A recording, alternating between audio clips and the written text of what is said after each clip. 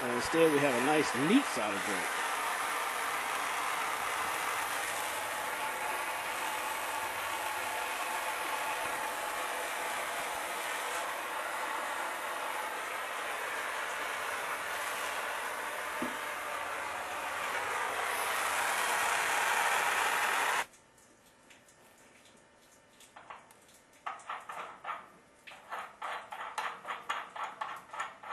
Okay, the pipe has cooled down. You probably can't see it because of the video.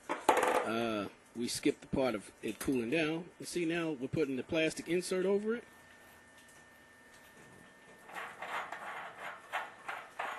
And here's the other dielectric union. We're going to put the plastic insert over that.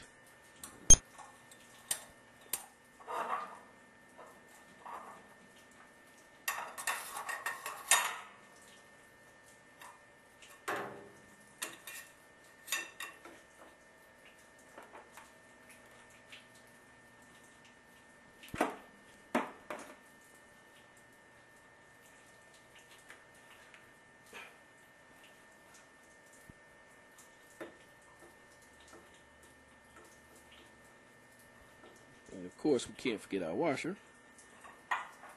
And the purpose of the dielectric unit is to isolate the two metals from touching each other. The metal tank of the metal of the tank of the hot water heater, and the brass. Because if the two tend to touch, it would cause one of the metals to corrode out faster than the other.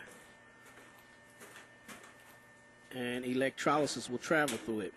And the dielectric union prevents the electrolysis from traveling through the copper and brass pipe.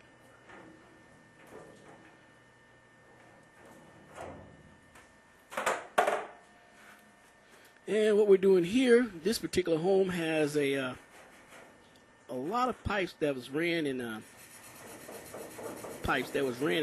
soft copper, 3/8 copper, which is not standard today. So this is a pretty much older home, and at a time where they didn't have a lot of codes. So what we're going to do here is we're going to adapt to this 3/8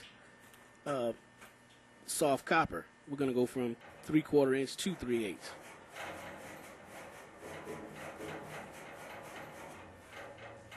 And the water heater itself will be up to code, but the older pipes will be grandfathered in, but eventually in some date or time, hopefully they will bring it up to code and increase the size of the water lines.